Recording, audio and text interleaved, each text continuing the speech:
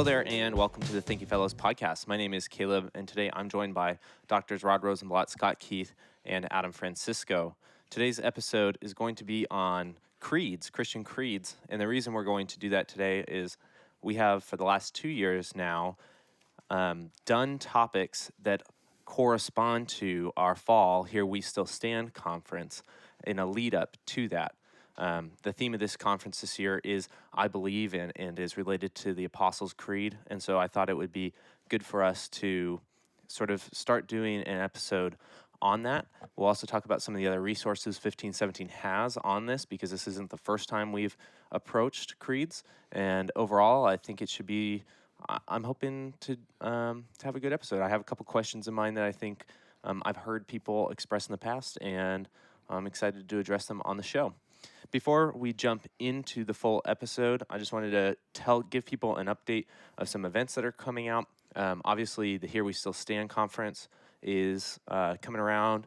It's in October. We have some straggling tickets remaining for that. So if you thought you missed out, there are still a couple for you to grab.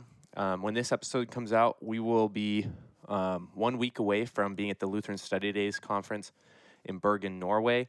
I'm guessing a week out would give people not so much opportunity to go there. But hey, if you live in Europe, maybe you want to, I don't know if they do the equivalent of Southwest's Want to Get Away in continental Europe. But they do, actually. A lot of the Ryanair and a lot of the air carriers offer great rates for inside of Europe. Yeah, so you still may be able to go to that if you're interested. It's kind of a wonderful 3-day thing. I'll put the link to both Here We Still Stand and the conference in Norway, Lutheran Study Days in Norway, in the show notes. By going to those links, you can see all of the dates, all the logistics, close hotels, hotel booking, and if you do have an opportunity to go to these conferences at the last minute, maybe you will be able to. And then Donovan Riley's book, Crucifying Religion, just came out. We did talk about that at the beginning of the show a couple weeks ago for pre-order. If you didn't pre-order, it is now available on Amazon and the 1517 store. I looked this morning; it was trending at number 12 in Lutheranism and Amazon. really? So that's pretty cool. it was one for a while. Yeah, that's good for a couple days. The other day, I think we were in danger of running out of copies already. It's sold out So at some point. It did sell out Amazon. for a couple days, and I think today when I went on there, they said they had them back in stock. So we were able to print some and get them back to Amazon fulfillment centers. So that's great. So yeah, please do go check that out. Again, links in the show notes below. All right, guys. So creeds, I guess, we should probably start at the beginning and defining what a creed is, and then start with what the common ones are and why we have them, and go for it. Does anybody want to go for it? It's interesting that in the opening chapters of our Book of Concord, we affirm the ecumenical creeds. Why did we do that? Because the charge was that we were innovating or doing something new. And it was to set that at rest by the time somebody read almost the introduction, saying, all of the classical heresies we disaffirm, the classical faith as expressed in the 3 ecumenical creeds we affirm, and so forth and so forth. We are not some kind of innovators of a new religion or whatever you charge us with. We're not. This is historic Christianity. And in a basic level, creeds are a confession of faith. They're brief statements of faith. They tend to be short for that reason. They can be longer, and that definition can actually sort of encompass other things, like, say, confessions, like Lutheran confessions, or the Book of Concord in general, or Augsburg Confession, or whatever. So they can. Yeah, if you're trying to answer the question, who's a Lutheran, it's going to come to one who affirms the confessions. Mm-hmm. And so the shorter, sort of universally recognized confessions are just known as the creeds. Usually that's referring to the Apostles' Creed and the Nicene Creed, and sometimes the Athanasian Creed, or I guess would be the common. Another thing it might be worthwhile our listeners knowing, If you ever use the word heresy rather than confused, if you use the word heresy, I was taught at seminary, it had to do with rejecting something in the three ecumenical creeds, not just somebody you disagreed with. Right, and oftentimes, for example, the Nicene Creed are written to combat a particular heresy, That's like right. Arianism, for example. Arius. Yeah, yeah. By the way, we had and have had for a while a thing done by Rich Gilbert years ago, which is the Nicene Creed in print, and underneath every phrase, the verses. It was a nice pamphlet, a trifold, and for the anti-creedal people, you know, you explain to them the liturgy is all Bible verses, just used in a particular order, but it's all Bible verses. And something like the Nicene Creed, there's a reason for every phrase in it, and Rich started, or completed, putting verses under every phrase. That was for evangelicals.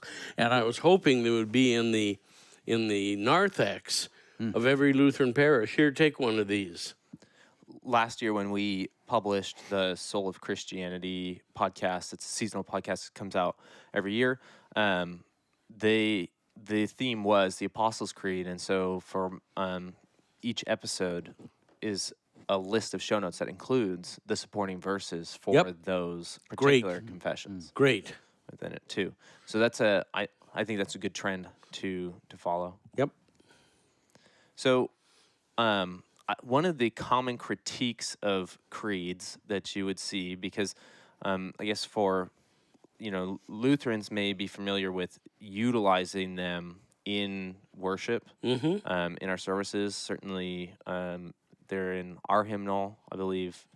I'm trying to think of everybody else who would do it. The Catholic Church utilizes the creeds within worship. Episcopals, Yes. Church utilizes creeds within worship, but your non-denominational churches, Southern Baptist churches, things like that They're in principle opposed. yes. And so you hear sort of this critique: why do I need the creeds when I have The Bible. Scripture? Yeah. Right. So what do we say when somebody goes, well, sure, there's creeds there, but why not just go back one step further?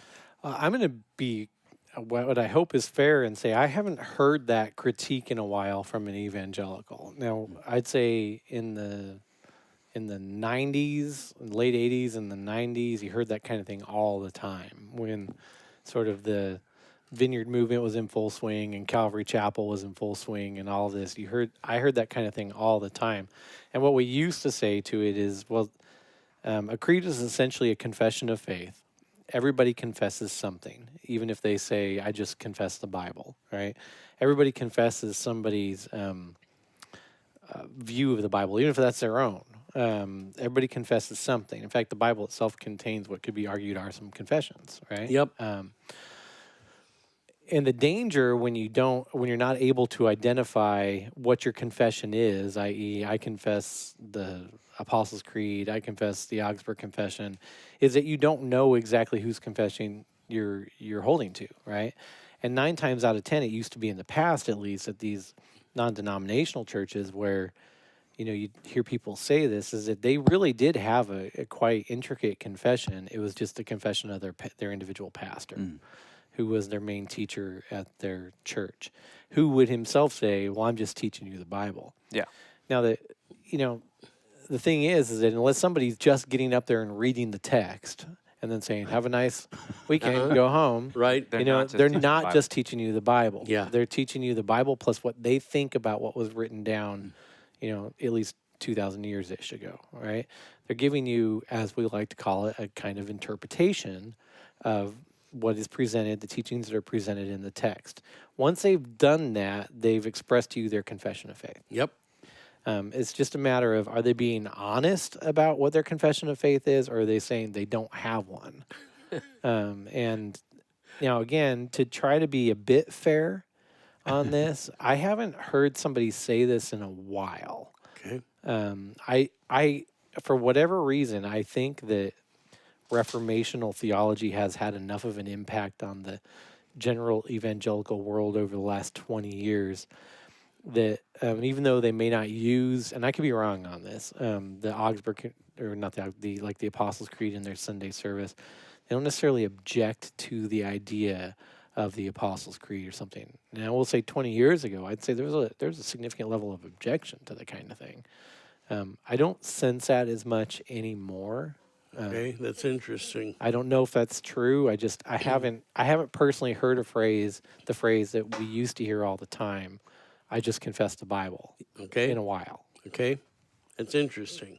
I don't know. Maybe you guys have. The most Americans wouldn't understand, I don't think, that the claim of almost all of them is to be an accurate summation of the Bible's major teachings.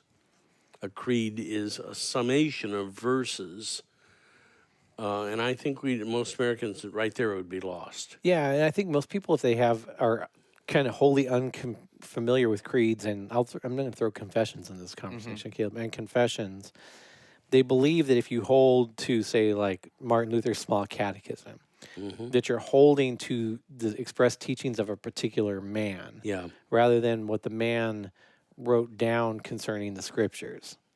Yeah, and that may be a bit of a nuanced difference for some people, but it's actually not that nuanced. I mean, most of what Luther is doing, say even in the Small Catechism, is trying to bring scriptural teaching to the forefront, and sum it up. And when people say too, it's kind of interesting. If you say, "Hey, I just confessed the Bible," it'd be kind of funny to say, like, which parts? Yeah, sure. It's a big, Or Mike. it's a big collection of books. I was gonna say it's a big Yeah. book, but it's not even a book. It's a big collection of books. Yeah. Dr. Horton would say, but the Bible has so many pages in it. Yeah. Yeah. Well, I think it's funny if you were to ask them, "Oh, what part do you confess to?" They'd probably start giving you doctrines. Yes. Is the funny thing. And once they start giving you doctrines, They're doing what the creeds do. they're doing what the creeds do. Yep. I was kind of thinking that maybe, I think that's it, but also Christianity in the last, 100 years, maybe a little longer, is no longer, in the general sense of the term, about confessing Christ and so on, but it's more about a way of life, like the way that all other religions are. And Absolutely. So doctrine and trying to get to the essence of its teachings that's kind of an afterthought now. Yeah, I agree with you. I agree. Big American Christianity, sure, it has doctrine, but it doesn't emphasize doctrine as much as those sort of classic Christian traditions. Yeah, and if you're in any place where the view of Christianity is headed toward better behavior, it's to improve us, we're already in a sticky wicket. I mean, I'm going to object to that if I'm in the back of the room right off the bat. It isn't what Christianity's for. Christianity's for dying. Yeah. And bringing it to sort Which of is a confession. Bringing this to sort of Reformation principles. I heard a critique from a Roman Catholic. Well, I engaged, had a conversation with a Roman Catholic who basically said, ad fontes, going back to the sources, is sort of the big mistake that Lutherans make, right? But he had sort of what we would call a radical reformer, picture of this, really just erasing everything that came before the biblical text. But what the Lutheran humanists did with this was go back to the text, but also then go back to the creeds and go back to the fathers and not throw out anything that wasn't in total disagreement. So you don't lose creeds as Right. you go. It wasn't like just trash everything, start over. No, Luther was not a revolutionary in that sense at all. And in fact, it adds revalue to tradition, because you have different people, different situations, people who have struggled with difficult verses, maybe heresies, things like that you're not encountering new for the first time, people who can help you navigate that, and that has added value rather than diminished value by having access to the biblical text also. Think of something that was said in the Book of Concord, that if you don't separate law and gospel, or if you don't understand those two categories, you'll never understand anything in the Bible. It'll be just two ways of salvation that are equal. One by law and somehow the other by grace. But that was one thing our writers of the Book of Concord said. This is the distinction you've got to get first. Not every verse is law, and not every verse is gospel. You've got to at least start to learn that distinction. So we said that in our own In other words, not every verse is both. right. Yeah, most often it's one or to other. Yep. Yeah. Yep. What's funny is to get to this, I just teach the Bible thing. Technically, Jesus just taught the Bible of his time, Yep. but he sure said a lot more about it than others had. Yeah. And a lot clearer things about it because, he's the original author of it and everything. So as he explains it, right, he's to the outside world who doesn't understand what he's saying, it seems like he's adding his own confession to the text. But really what he's doing... And gets accused of that. And gets accused of that. And Yep. what he's doing is clarifying what had been known Think of the Sabbath, since the beginning. the Sabbath question. Yeah. And he comes right to the edge of saying, let me tell you what I meant when I wrote that. Yeah. Right to the edge of it. Yeah. Well, anytime he says, don't you know it is written, Yeah. he's saying exactly that. Yep. And what does he say in that case? Don't you know that the Sabbath was not made, or the man was not made for the Sabbath, but the Sabbath made for man? Yep. Right. That's mind blowing at the time. Yep. I'm sure from the reaction of the crowd, even as it's recorded. Yep. That's mind blowing. It's a confession. Yep. Of sorts. Yep. You're saying, listen, in our context, you're misunderstanding the third commandment. You're misunderstanding what it means to keep the Sabbath holy. You think that you're keeping the Sabbath holy for the sake of the Sabbath, but really the Sabbath was meant to be kept holy for your sake. Yep. That's a confession of faith that clarifies something that had been said in the text for thousands of years Yep. prior to Jesus' incarnation, and that he's now saying in a way that is clear, and understandable to the degree that those who came before him didn't really get that all that much. Yeah. What was the thing he said about you search the scriptures, thinking that in them you have life, but Yeah. they speak of me? They speak of me. Moses wrote of me. I know. That's amazing stuff, man. I think one of the, unless you had something. No. I think one of the reasons that in maybe this can be unfamiliar to people is we don't use the word creed very often in our modern vocabulary outside of religious and then sometimes some historical political situations. But for everyday life, it's sort of an unknown term, and so you can. Yeah. I think it's sort of abstract. So one of the things. There is a movie, isn't there? A movie called Creed. Creed, yeah, It's yeah, a boxing movie or something like Yeah, that. that's a great Rocky movie. Yeah, It's not about- Yeah. Has nothing to do with Creed. it's just last. If you, anyway. but I will say, just a bit of a tangent. If you want like a wonderful father story, Creed and Creed 2. Really? Oh, absolutely, Okay. absolutely. It's one of, especially Creed 2 is one of the most profound father stories that I've seen in a long time. I'll go watch it. Yeah. Yeah.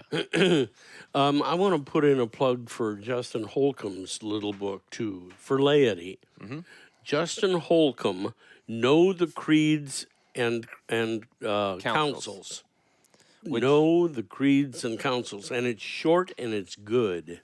Yeah, it's short. It's basically an outline of what problems were arising that caused the need for sort of these formalized creeds, and then the history behind how they were formed, and includes sort of the verses that back them up as well. It's a great little book. I've often wondered, and I don't know where I'd find it, what young Athanasius argued against Arius. What verses did he? Because we were going to lose Christianity to Arianism. And do you know of any book where it sums up what he argued or what verses? I hope you're asking Adam because that's a great Adam question. Yeah, I don't know. I'm trying to think. I mean, he primarily argues for attributes of the divinity of God and why it's, Okay, Divinity of Christ. maybe not. no, Arius. Oh, area. I'm not sure. Yeah. about So and Athanasius. the attributes and why it's sort of it. I think the verses, if I remember correctly, I just had to do this for for a class where I was reading. So, Okay. but I mean, he was exiled from the empire five times. He does use verses. Then he Athanasius- converts all the pagan Athanasius. tribes to All- Arianism. all So of them- Arianism yeah. comes back a couple centuries later. If I remember correctly, Rod, all the verses he uses are all sort of declarations about God, like the Lord your God is one, or Okay. that are simply like shorter verses. Like Unitarian kind Correct. of. Yeah. Shorter verses about the nature of God, and Okay. then, And that if you Wha- do make this move, it's sort of polytheism. yeah, Yeah. Okay. and then brings up essentially philosophical contradictions by saying, Okay. It's funny to including me Christ how in this. quickly that stuff makes it back into Christian teaching. Well, Dorothy Sayers. Isn't it funny? Dorothy Sayers said, if you don't teach these to your people, they'll come back with another name. Well, yeah, I'm saying it's always shocking to me how quickly philosophical axioms as determinative theology come back into Christian teaching. I mean, or I guess maybe it never wasn't there. I mean, this is the thing, because Paul, in many places, like, you can sense sort of Paul arguing against this, as Colossians 2. Yeah, Colossians 2:9. I wondered whether Athanasius used that. Yeah. For in him all the fullness of deity was pleased to dwell bodily. But isn't it Colossians 2 already, when Paul's warning about being deceived by clever philosophies? Yes. What is it, the first element, the elemental Yeah. principles of the world, or Yeah. something like that? I always wondered what that meant. Is it just first philosophy, first principles of the secular philosophy? Natural theology oh, type stuff? yeah, and then Galatians 3 echoes that too. I mean, with issues like this, it makes me think Tertullian. You know his Yes. statement, or his answer to the question, "What does Jerusalem have to do with Athens?" Right. He basically says nothing. Nothing. There's a lot of wisdom there. Yeah. in many ways. Yeah, yeah. He was very adamant on that, that anything else was philosophical, forget it. Yeah. Well, and that's the first thing Christ does when he starts his earthly ministry, is start identifying all of the extra add-ons. Yes. that have been. I mean, that's The rabbinic tradition. Yep. and Chides them for it. And Well, you can that's kind the of see error. him doing two things. You can kind of see him like identifying all the misinterpretations of the Old Testament, right, right off the bat, and then you can see him too, sort of deconstructing all of the possible philosophical add-ons to what he's saying. Mm-hmm. Because you crush a lot of philosophical axioms if you teach that you are God incarnate. You crush them if you teach that your body is going to be present in the elements of bread and wine during the Lord's Supper. Mm-hmm. You in a lot of ways crush them just by claiming that you'll be resurrected, Yeah, and then do it. and then do it. And it's just, and how quickly it comes back in. Yeah. It always comes back. It always comes Like, back in. every step of the way of Yeah. the church. It always comes back in. Your some way, theology shape, is then measured against an axiom that we think we got a total handle on. yeah. Right. Yeah. Right. We got Yep. this lockdown. So, Yep. Well, it's partly why doing theology is exhausting. I was telling him the other day that one of the things that's annoying about caring about theology and being educated in it is everybody, even people who don't believe they have an opinion on theology, every single person you run into has a theological opinion, even if Yeah. they're an atheist. That's a theological opinion. If they're The agnostic, that is. Lutherans and the Reformed have both said that every person is his own theologian until it gets cleaned up. And so it's sort of having the creeds are more of a gift than an order of something for you to do, which Right. is, I think, Right. one of the things that sort of would cause people to have an initial pushback is to see it as one of those things that's an add-on, to see it as a new rule of things I have to do, yet another thing I have to do. Yep. The way I've explained it in the past is that creed for us in modern times is related to the idea of credit. And they share the same root word, but you're via a creed, you're credited with something. You're credited with the gift of the knowledge of the faith. That's true. And you're also directed to give credit where credit is due for where that faith comes from and where your salvation comes from. Yep. So if I'm, because we have two forms of credit. We have basically financial credit. I can get a loan for my house or a car or a credit card or something like that, and that's something received. And sometimes you have to pay that back. Sometimes you don't. And then there's giving people credit. Like if, my wife does the dishes and somebody comes into my house and says, wow, your kitchen's so clean, that I should direct that credit to where it has been done. And that's what the creeds essentially help us do. They help us direct that credit for our salvation to Christ and to God alone.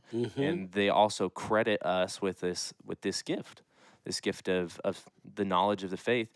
And this is one of those things we talked about on the Q&A episode that recently went up, is that there's no, even though we have sort of iPhones and everything with us all the time, having little pieces of truth and comfort that you can keep to heart is an incredible gift. Yeah.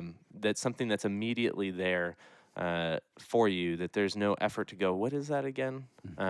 Right. Am I really saved? Well, those words echoing in the back of your head when you start questioning Right. How this works Right. is a great comfort. It's not just the next thing I must do in church. Yeah, I know I probably said this. Luther's line, "This is most certainly true." Yeah. Sorry. Yeah. Well, I know I've talked about this before, I'm sure, maybe more than once. When Luther, in the Reformation, when they're waiting for the Muslim empire to extend further into Central Europe, Luther wrote a little work where he gave advice to those who were in that territory, basically the border territory between the Ottoman Empire and Germany. And he said, he gave a fairly long sermon, all sorts of advice. He says, the first thing to do is learn the creed now. So if you're taken captive During by the times of Turks, persecution, yeah, if what you're will you remember? if you're a prisoner of war, you're You not sold have in the access to Ottoman the Bible. slave markets. Yep. You're not going to have any pastor or evangelical books available to you. Yep. So get the faith in your head now. Yep. In addition to that, the Our Father, the Lord's Lord, the Prayer, Lord's and the Supper, Ten Commandments. Ten Commandments. Sure. So the prayers. creeds are not just. I mean, It's also part of why he gives his morning and evening prayers too, so that just something that Yeah. so you don't, in case you don't have a book. Well, Yes. and I would say this seems to apply now in our era to the excess of information, to the exact opposite. That because there is so much Distractions. so much distraction, so much information, so much counter to Well, Americans can't imagine a time when they wouldn't have access to a Bible, let alone Yeah. when they wouldn't have access to the internet and Right. a lot of this or a flood, preacher. A Right. lot of this flood brings doubt into what information is true, if there is any that is true. And it's sort of refreshing to go back to something before this mass flood of opinion as fact into the general marketplace. Yeah. And And at the same time, I think Luther would have urged to memorize some of the scriptures too Yes. themselves. Yes. And that's, I mean, we're talking when people hear that, and if they draw a conclusion from that Luther was sort of anti-memorizing the scriptures and No. just memorizing the history or the tradition of the church, that's the wrong conclusion. We're talking about a man who had the majority of the Old Testament, contributed to memory, let alone the majority of the New Testament. Amazing. These men would write and they would quote strictly from memory. Yep. And be accurate. as they went and be accurate. Yep. Amazing. It's time. I mean, you can see that in Melanchthon, and I know it's true in Luther too. That these guys just their knowledge of the scriptures just was, Yeah. Yeah. incomprehensible for us. Yeah. But at the same time, they understood that the common layman, so you'd say in our area, it's like the common master electrician who's working 70 hours a week, wiring homes and buildings, maybe doesn't have time to commit most of the New Testament to memory. Right. But could commit a summary of the New Testament faith to memory in Yep. one of the creeds. Yeah, and even some of the verses that are key. Yeah, like we just used Colossians 2:9. I've put out a set of those that people through 1517 can get, and I'm going to expand it with the help of others.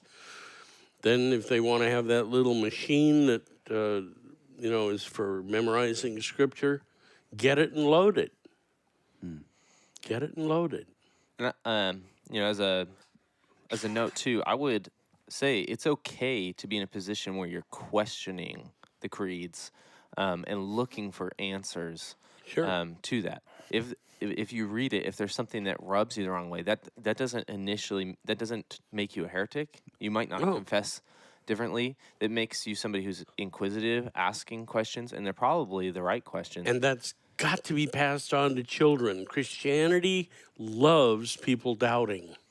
Yeah, and it's there's no need to there's no need for us to tell people not to do that, because I'm confident that the answers are Yep. abundantly clear within the Scripture and have been passed down through the creeds and beyond that.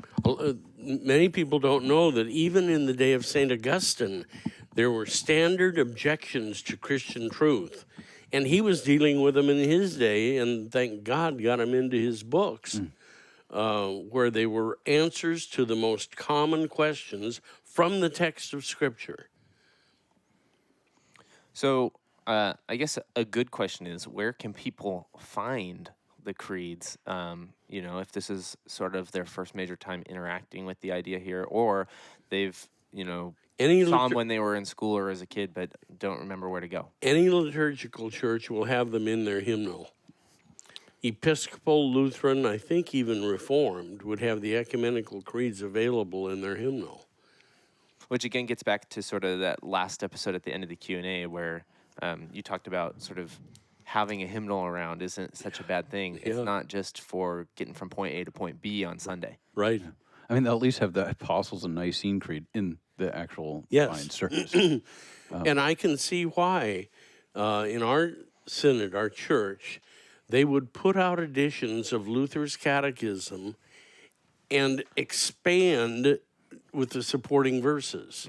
And it's a good collection. Well, I mean, I know we do this all the time, but for the purposes of learning the Apostles' Creed and then learning another confession, one could easily pick up the Small Catechism, which would have the Apostles' Creed and Luther's explanation. Yep. His explanation is basically, how would I teach this to somebody? Which I kind of love, Okay, here's the creed. How would I teach why this is important to somebody? Right. And so he explains it in that way. And then in there, you're going to get to the 10 Commandments. You could memorize the 10 Commandments from them. And Luther's sort of, how would I teach the 10 Commandments to somebody? The Lord's Prayer. All of these things that to the church for 2,000 years been the hallmark of what we teach and what we believe and what we confess. In one little tiny book. Yeah. Shane used to ask when there would be a Christian conference, he would ask questions like this. And one of the questions he asked, I remember only one guy was able to answer. And I said to Shane, how did he know it? Shane said, when he was a child, he was in catechism. Yeah, Rod's referring to on White Horse Inn, they used to do, they were hilarious episodes if anybody used to listen to them and remember, where the guys at White Horse Inn would send their producer, Shane, into like the evangelical radio conference or something like that. And With a microphone. With a microphone. And he would just ask like basic questions like, who is Jesus? And tell me what you know about God the Father and things like that. And they'd have these episodes where they play the answer. You couldn't get away with it anymore because that type of thing is way too polemical for our day and age. Like you'd be accused of all sorts. Oh man, I was gonna say, wow, this sounds like a good idea. Just all sorts of meanness and whatever. But they were hilarious White Horse Inn episodes because you'd hear these people just like give the most idiotic answers on the planet. And then hear Mike and Kim and Rod sort of respond to the... But by the end, the thing about those episodes, it had to be hard for you guys because by the end, everyone's just sad. You're just like, this is just sad. This is just... It's probably like what Luther encountered in the 1520s when they visited all the churches and saw how appalling, even 10 years after the Reformation. Yeah. I mean, you can only laugh at horrible theological answers for so long because you realize at the end of that is somebody that's really suffering from bad theology. Yeah. And when we mean suffering, too, we mean like, actually suffering. Yeah. Like conscious is not cleansed. They have not heard that they are forgiven. They do not, have the words to say, I trust in Christ alone for my salvation. Yeah. I do wonder, just for the sake of it being an interesting study, to see if the answers are still as bad. Yeah. I think it would be. It would be interesting. I don't know. I've been to quite a few evangelical churches lately that are very reformational, Good. and so I Good. It's hard to tell if that's a sample of everything or just who invites just us who out. invites me. Yeah, I Yeah. get that. This It could could be be- total confirmation bias. Like, Well, it could I be get that. Piper's work. Yeah, that, It could and I be don't. Piper. There's quite a few people that sort of made a lot of inroads. Mike Horton Yeah, made a lot of I think the White inroads Horse into Inn those worlds. is a big one. Yeah, Rod's friend. I'm forgetting his name. Rod, Ligonier. Sproul. Yeah, R.C. Sproul Yes. made a lot of inroads. I mean, we're talking 20 years ago. The White Yes. Horse Inn was doing 25 years ago. The White Horse Inn was doing Yes. It, to me, be interesting to see, and this is like how I started this by saying, once I again- want to be fair and say I haven't heard this question. I haven't heard somebody say this in a long time. I do want to note, some people did comment a while ago that you seem critical of Calvinism, and that was a lot of credit due to a group of Calvinists for Sure. helping people. Well, I am critical of Calvinism. Sure. But Mike Horton would appreciate that, Sure. Yeah. Sure, you would. Oh, Yeah. it's great. Well, one of the and so would have R.C. I think. Yes, I think you would. Yeah, I would. I miss him terribly, but I was invited to White Horse Inn because Mike didn't want it to be another purely reformed operation. Yeah. He said, "I want Missouri Lutheran at the table, and that means you." Yeah. I think we need to invite Mike Horton to be on Thinking Fellows because we don't need this to be another purely Lutheran operation. Yeah. Yeah. I mean, I'm down. I'd be happy to. But we invite have a him lot onto the of show. those strongly reformed people who are listening to what we're doing here. There are a lot of them. Yeah, I agree. I So- agree. Well, guys, we've made time. Are there any extra additions we need to do? The only thing I was going to mention is look out for October, where 1517 is going to be publishing a book on creeds. So, I don't know when this is going up, but I just recently heard that we have exactly like a dozen or so tickets left to Here We Still Stand if people still want Yeah. to register. I did mention that at the beginning of the show, but you were looking at your computer. Oh, wow, that was vicious, Savage. savage. That's what I was looking for. Hey, thank you for listening to this episode. I do want to let people know that we appreciate your subscriptions and that maybe you're listening to this on the internet for the first time, and this first maybe somebody's showing you a podcast for the first time. And I know technology can be confusing, so I've been told that it might be helpful to explain to people how to subscribe to a podcast rather than just listen one time on the internet. So I'm going to try to give that a shot here at the end of this episode. You're going to explain podcast mechanics. I know, just one. This is, I think I have 3 steps, okay? And this may not work for everybody, but I think this will work. So across the board. So here it goes. Take your smartphone or tablet, open it up, unlock it, okay? Search for, you can usually type it in, or just swipe through your apps, a podcasting app. Every smartphone and tablet sold in the U.S. has a default podcasting app that you can find. Once you find Adam's it, following along. Hold on a second. I'm going to do the same thing. once you find it, Oh, open, wait, my phone hasn't read my face yet. Okay, right there. Okay. open it up, Okay. and then in the bottom right-hand corner or on the bottom somewhere is a little magnifying glass that says search. Yeah, And you yeah. can type in Thinking Fellows or 1517 podcasts, and it'll take you to our content. And usually has suggested shows below it, which includes most of the shows on the network get featured underneath our podcast. Yep, we come up number 1 under Thinking Fellows. What's the other one? 1517 podcast. That's what I'm- 1517 podcast. Oh, that's a high hit on the search even. Oh, there they all are. 40 minutes in the Old Testament, 30 minutes in the New Testament. Thinking Fellows, Christian History Almanac, Soul of Christianity, Christianity on Trial. That's Dr. Montgomery's show. Banned Books, You Are Forgiven, Ringside, Family Style Theology, For You Radio. I mean, it's all there, man. So, if you are listening to this on a website, I don't want to discourage you, but you are in a small percentage of people because podcasts are generally harder to listen to on websites. Well, they're mobile activities, is Yes. what I would say. They're sort of the new era of radio, and radio has always been most popular in the car, on Or the go. on your morning walk or, Yeah. or Yep. whatever. And so, again, if you still have trouble doing that, I am, as much as I don't like doing tech support, I will help you out if you send an email to our contact page of, hey, I'd really like this on my phone, and I just can't figure out how to do it.